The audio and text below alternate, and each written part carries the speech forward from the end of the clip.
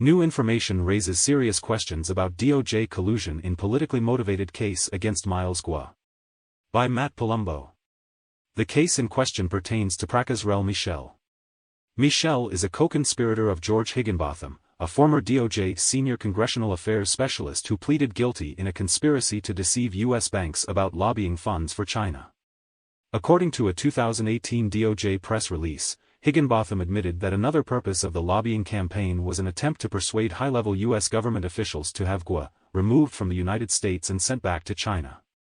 In 2021, the Department of Justice charged Michel for allegedly engaging in undisclosed lobbying campaigns for the CCP, money laundering, witness tampering, and conspiracy to make false statements to banks.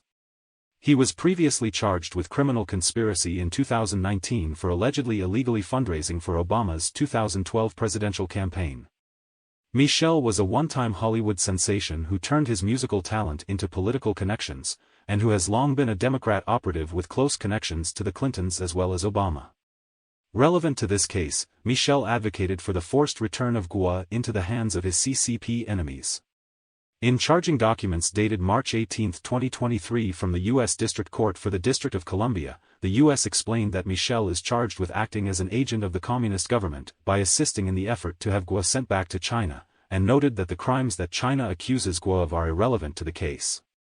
Michel's case is being presided over by Judge Colleen Collar-Catelli, who just issued an order revealing new information that points to government collusion.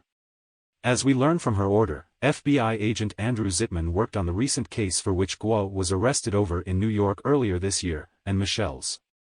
Judge Collar-Catelli said in order that, it appears from defendant's reply that the government may not have taken as broad a view of its duty of discovery as is required, and that at least one FBI agent, Andrew Zitman, may have worked on both the New York Guo case and this matter. She added that the government must determine whether any of the other agents who worked on this case also worked on the investigation leading to the New York Guo case. She issued another order reiterating this hours later, calling for the government to indicate the extent to which there were records created that depict Guo in a negative light, and whether or not Agent Zitman worked in any law enforcement capacity on this case or the New York case. Real America's Voice host Grant Stitchfield observed that this is likely to it now widely being known that the FBI has a history of not supplying those accused of crimes any evidence, such as was the case with Michael Flynn, and many charged in connection to January 6. Withheld information that would have led to acquittal is the hallmark of malicious prosecution.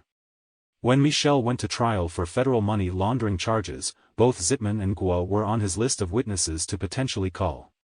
The arrest of Miles Guo on March 15 and the denial of bail may be linked to an effort to prevent Guo from testifying at the hearing of Michel scheduled on March 27.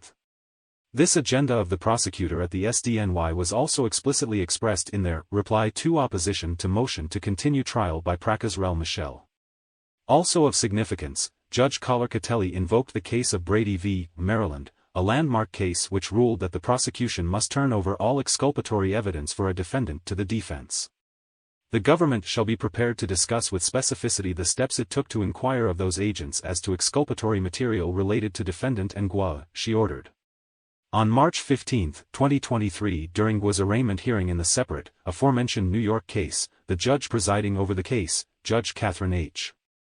Parker, informed New York prosecutors that they have a legal obligation, ongoing and affirmative, to disclose to Mr. Guo any and all information that may help impeach a government-produced witness testimony and/or is otherwise favorable to Mr. Guo, including their contacts with foreign governments or other contacts that may be conflicts of interest by any persons involved in the prosecution or investigation of Guo's case.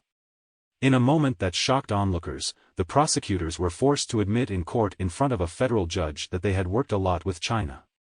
According to reports, Michel met with Zitman multiple times in June 2017, and told him about a proposal to return American hostages in exchange for the return of Guo to China. It was at Zitman's request that Michel went back to the Chinese to gather tape recordings, proving that he was involved in an active investigation of Guo at the same time he met with Michel. Assistant U.S. Attorney in the Office of the U.S. Attorney for the Southern District of New York Juliana N. Murray is the prosecutor in Guo's case declaration. She previously worked at the law firm Davis Polk & Wardwell LLP from 2013 to 2018. Interestingly, that's the same law firm that Daniel Loss, an investigator in the SEC civil case against Guo, worked for. Loss also worked at the SDNY as assistant U.S. attorney before joining the SEC in February, just in time to bring charges against Guo. As is always the case in the continued persecution of Guo, all the actors are connected, and all arrows point to CCP influence. Guo risked everything to expose the corrupt practices of the CCP, and he is now languishing in jail, deprived of his freedom and basic human rights. It is our duty as a global community to stand up for justice and demand Miles Guo's release.